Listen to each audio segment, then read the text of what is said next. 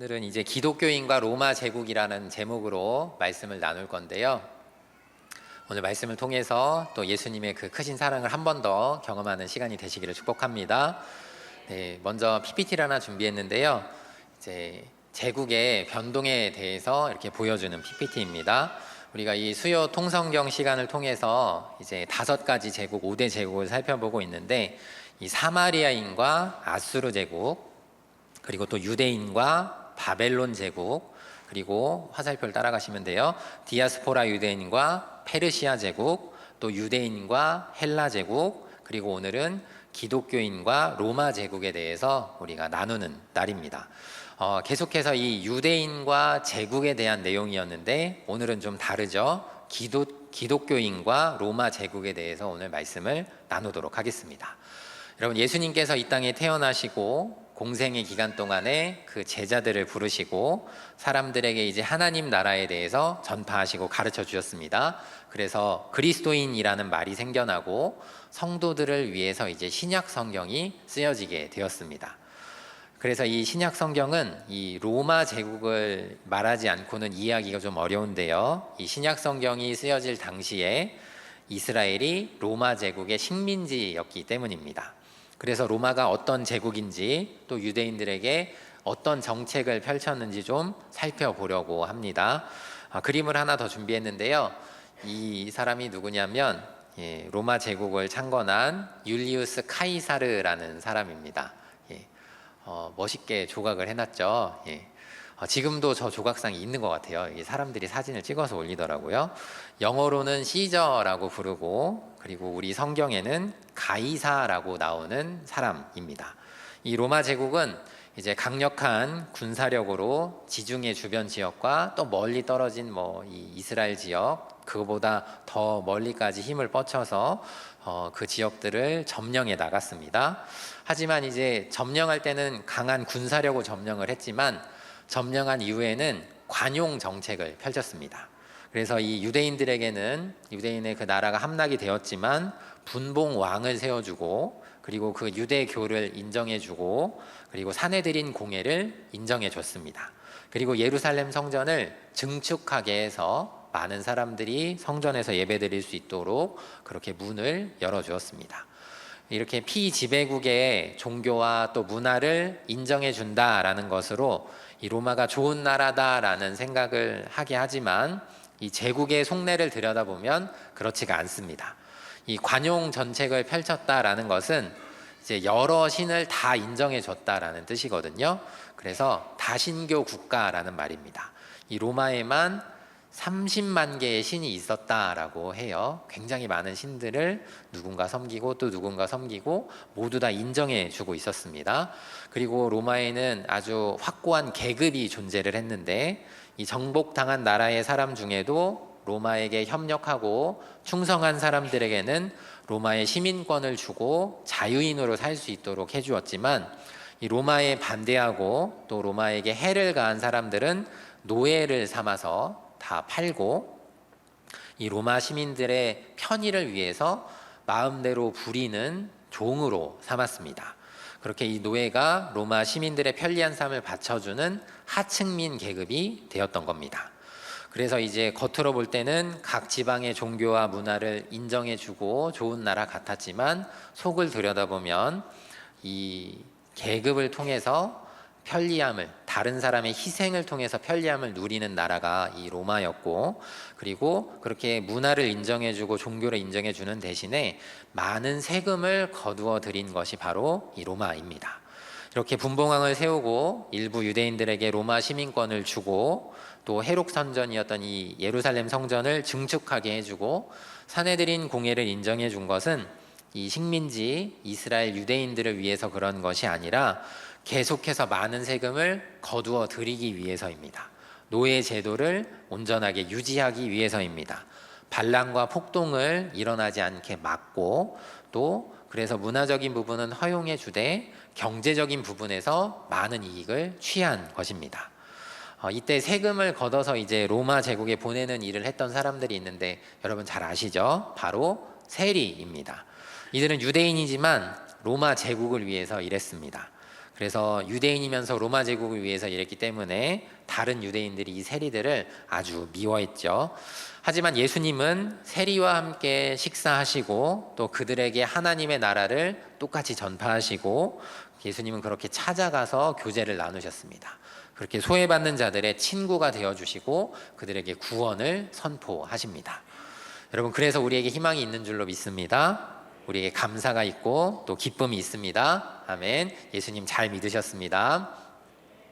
자, 오늘 본문에는 이제 아가야 지방의 총독이었던 갈리오에 대한 이야기가 나오는데요. 이제 바울이 고린도 지역에 가서 1년 6개월 정도 안식일마다 회당에서 복음을 전파합니다. 그로 인해서 많은 열매들을 맺게 되었는데 회당장이었던 그리스보와 그리고 그의 식솔들이 모두 예수님을 영접하고 예수님을 믿기로 이렇게 결단을 합니다. 이제 회당장도 예수님을 믿었으니까 더 많은 사람들이 예수님을 믿었겠죠. 여러 사람들이 고린도 사람들도 믿고 이제 세례를 받게 되었습니다. 근데 이 유대인들도 헬라인들이 예수님을 영접하는 것이 못마땅했던 사람이 있는데 정통 유대인들이 있었습니다. 그래서 이 바울을 법정으로 끌고 간 것입니다. 그리고 이렇게 고발을 합니다. 이 사람이 율법을 어기면서 하나님을 경외하라고 사람들에게 전합니다. 총독님, 이 사람을 벌 주십시오라고 이렇게 고발을 하는데 그래서 이제 성경을 보면 바울이 입을 열려고 했다라는 말이 나와요. 근데 바울이 말을 채 하기도 전에 자기의 일에 대해서 변론을 하기도 전에 이 갈리오 총독이 유대인들에게 말합니다. 유대인들아, 이것이 무슨 부정한 일이나 불량한 행동이었으면 내가 너희의 말을 들어줄 것이다. 하지만 언어와 명칭과 너희 법에 관한 일이라면 너희가 스스로 처리하라. 나는 이런 일에 재판장 되기를 원하지 않는다라고 말하면서 나는 이 일에 손쓰지 않겠다. 이 일을 처리하지 않겠다라고 선을 긋습니다. 여러분, 갈리오 총독이 다스리던 지방에서 일어난 일이지만 어떻게 하라고 합니까? 부정한 일이나 불량한 행동이 없었으면 알아서 해결하라 라고 이렇게 말합니다. 그만큼 자치권도 주고 그 사람들을 다스렸던 것입니다.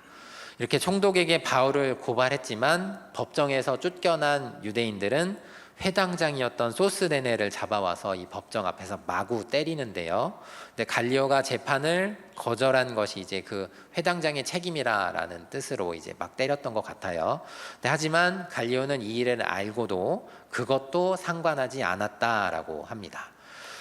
여러분, 갈리오가 이렇게 당당하게 재판을 거절하고 유대인들을 법정에서 쫓아낼 수 있었던 것은 로마의 정책 때문입니다. 원래 그렇게 하고 있었던 일이기 때문에 기본적으로 자기들의 문제는 자기들이 해결하라 이렇게 맡겨놓는 것이 로마의 정책이었기 때문입니다. 자, 우리 말씀을 한 구절 보겠습니다. 요한복음 18장 31절 말씀인데요. 다 함께 있습니다. 빌라도가 이르되 너희가 그를 데려다가 너희 법대로 재판하라. 권한이 없나이다 하니. 아멘. 자, 빌라도도 재판을 할 때 같은 얘기를 합니다. 너희의 법대로 재판하라.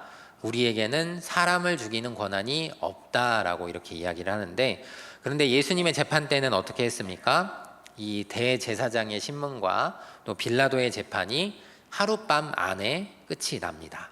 유대인들이 몰려와서 빌라도를 압박하며 폭동을 일으키려고 하고 또 예수님을 십자가에 못 박으라고 소리를 마구 질러댑니다. 빌라도는 예수님에게 죄가 없다라는 것을 알면서도 십자가형을 선고하게 됩니다. 우리 요한복음 19장 12절 말씀도 다 함께 읽겠습니다. 이러함으로 빌라도가 예수를 놓으려고 힘썼으나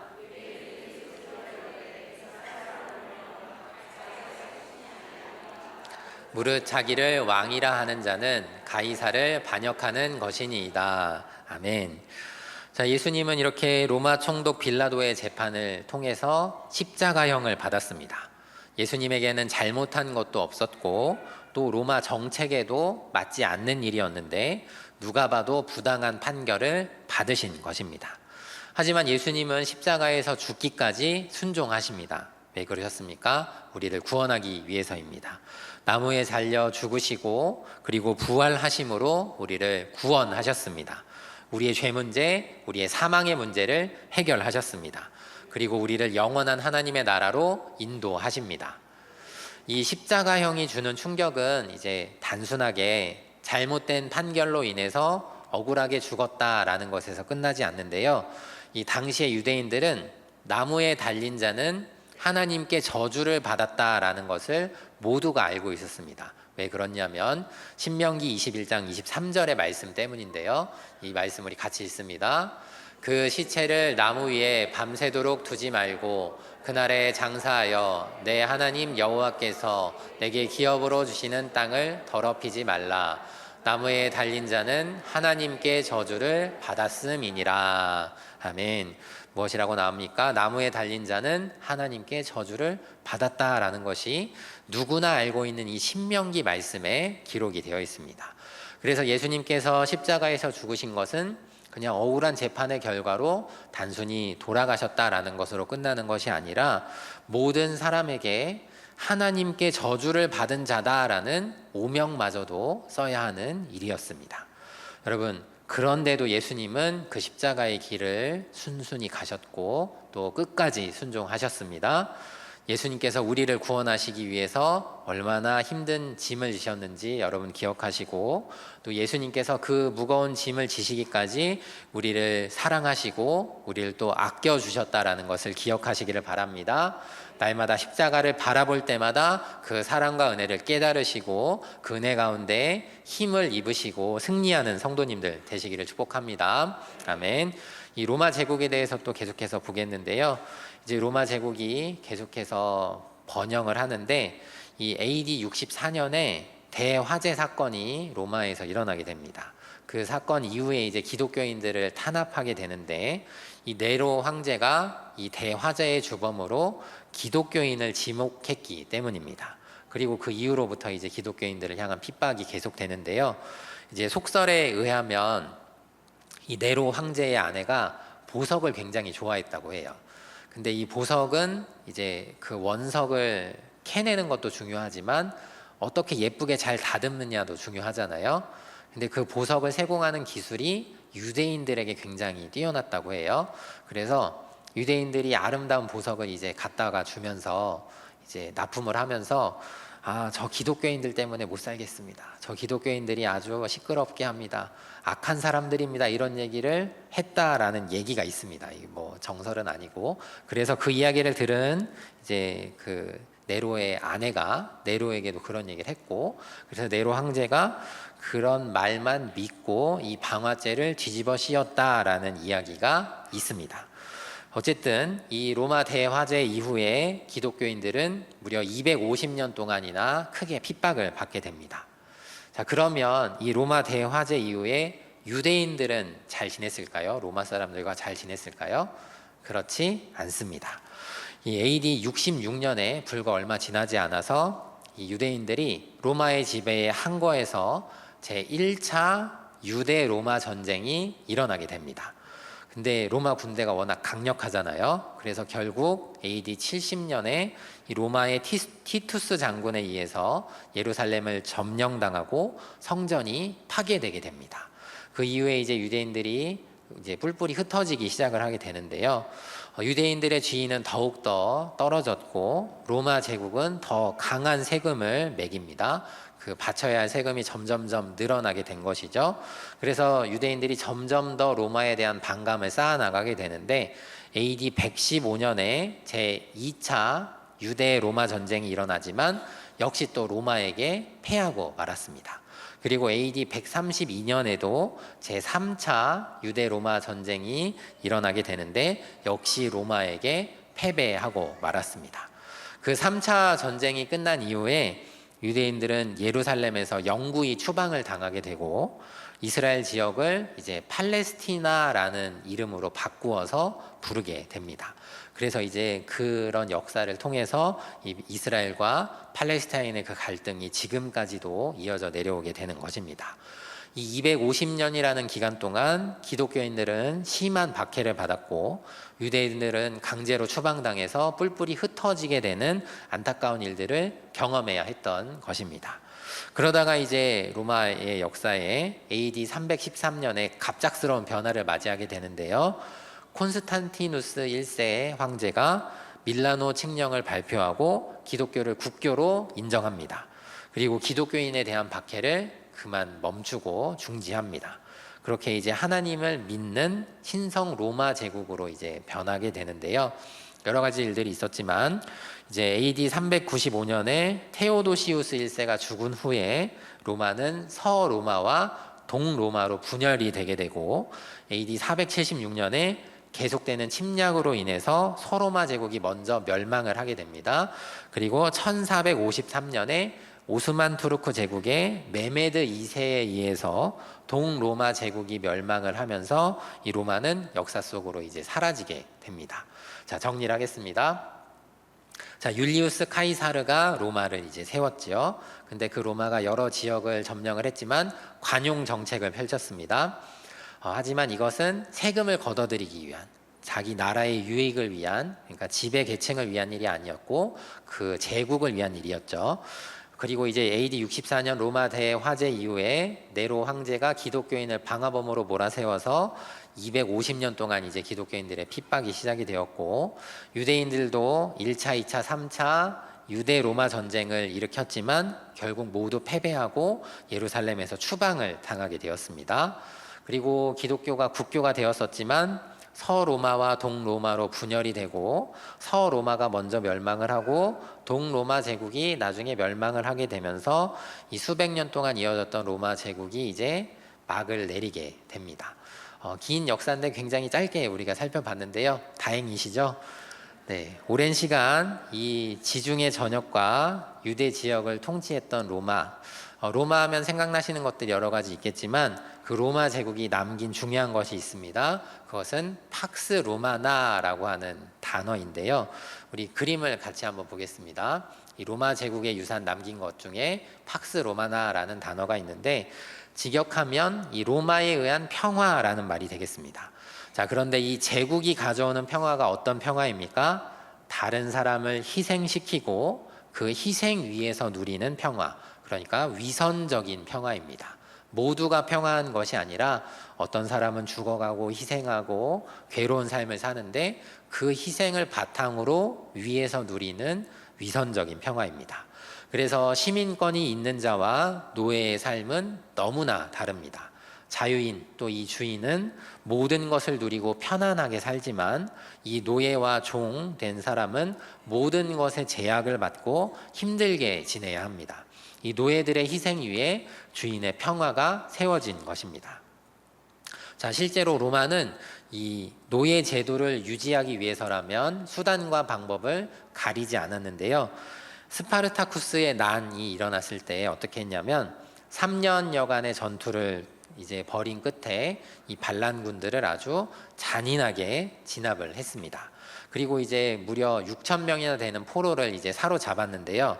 이 아피아 가도라고 하는 아주 많은 사람들과 여러 이제 물량들이 오고 가는 큰 대로변에 양쪽에 3,000명씩 십자가에 매달아서 처형을 했습니다. 여러분, 6천 명이나 되는 포로를 잡아왔는데 망설임 없이 모두 죽인 것입니다. 왜 그렇습니까? 이 노예 제도를 공고하게 확고하게 유지하기 위해서 그렇습니다. 그리고 또 로마의 관습에 따라서 만약에 이 노예 중에 한 사람이 주인을 죽이면 그 당사자뿐만 아니라 그 주인을 섬기던 모든 노예들을 죽이는 관습이 있었는데요. 세쿤두스라는 주인을 이제 모시는 종들이 있었는데 이 세쿤두스가 노예에게 살해를 당하니까 부녀자와 어린아이를 포함한 400여 명의 노예를 모두 다 처형시키는 일이 있었습니다.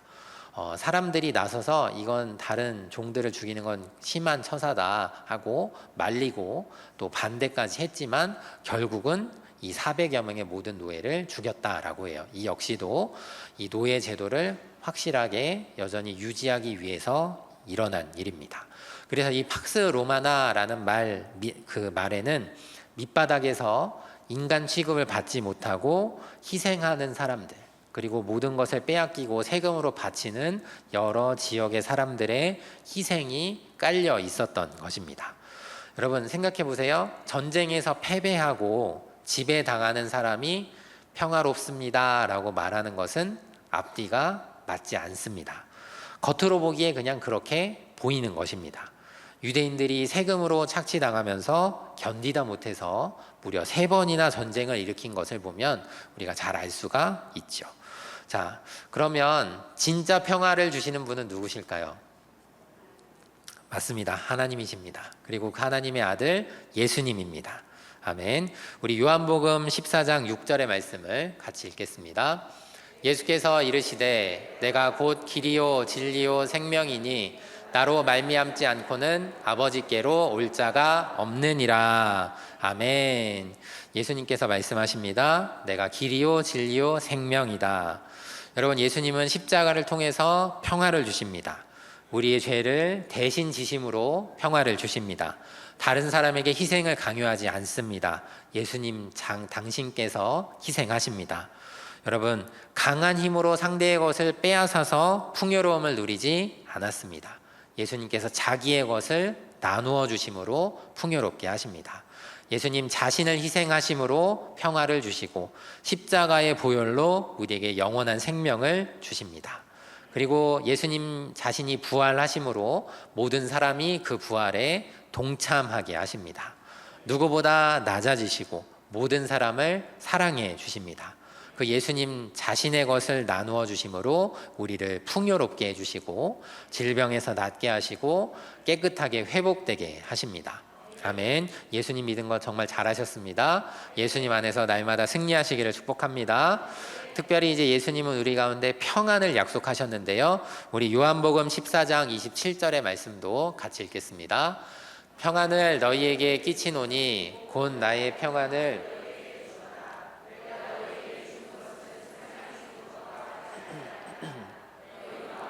근심하지도 말고 두려워하지도 말라. 아멘.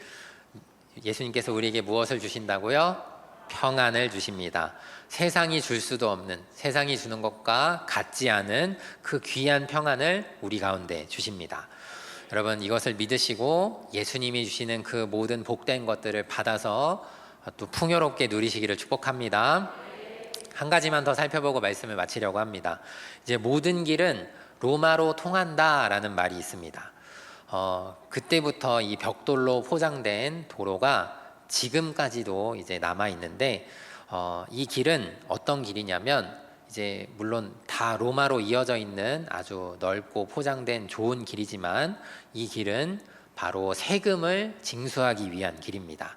식민지의 것을 빼앗아서 로마로 가져오기 위한 길입니다. 또 반란이 일어났을 때 군대를 속히 파견해서 그 반란을 진압하기 위한 길입니다.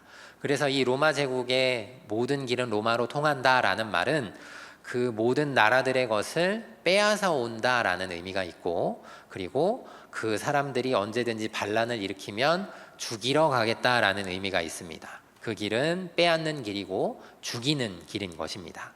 근데 예수님은 이렇게 말씀하셨습니다. 내가 곧 길이요 진리요 생명이다. 아멘. 여러분, 예수님은 어떤 길이냐면 생명으로 가는 길입니다. 예수님은 진리로 가는 길입니다. 예수님은 하나님 아버지께로 나가는 길입니다. 또 이웃과 또 모든 성도들과 화평하게 하는 길입니다. 여러분, 그 예수님에게로 나오시기를 바랍니다. 우리를 생명으로, 진리로, 또 하나님께로 인도하는 그 아름다운 길을 따라가시기를 축복합니다. 그래서 그 안에 진리를 경험하고 생명을 경험하고 아버지와 동행하는 모든 성도님들 되기를 축복합니다. 아멘. 자, 이렇게 기독교인과 로마 제국을 살펴보면서 이 제국과 하나님의 나라가 얼마나 다른지 여러분 알게 되셨을 것입니다. 여러분, 제국은 굉장히 화려하고 멋있고 풍요로워 보이지만 어떤 사람, 다른 지역의 희생 위에 서 있는 나라입니다. 그러나 하나님의 나라는 다릅니다. 하나님의 나라는 하나님 당신께서 하나님 아들을 예수 그리스도를 보내서 희생하신 그 십자가의 희생 위에 서 있는 나라입니다. 그리고 십자가 위에 서 있는 공동체입니다. 그 은혜 위에 서 있는 공동체입니다. 여러분, 교회 오신 거 참 잘하셨습니다. 예수님 믿으신 거 참 잘하셨습니다. 끝까지 그 믿음을 유지하시고 세상에 어떤 화려하고 아름답고 멋있고 풍요로운 것들 값비싼 것들을 본다고 할지라도 여러분 그것들 귀하게 여기지 마시고 오직 예수님을 더욱 귀하게 여기시기를 바랍니다. 그래서 오직 예수님, 오직 그 예수님을 전하고 그 예수님 안에서 살아가는 모든 성도님들 되시기를 바랍니다. 그래서 결국에는 평화로운 나라, 영원한 나라, 생명과 사랑과 성령의 열매들이 충만한 그 하나님의 나라에 들어가서 영원히 하나님과 동행하는 그 하나님의 나라를 누리시기를 축복합니다. 날마다 예수님 앞에 나가서 그 모든 귀한 복을 받아서 누리는 모든 성도님들 되기를 축복합니다. 아멘. 기도하겠습니다.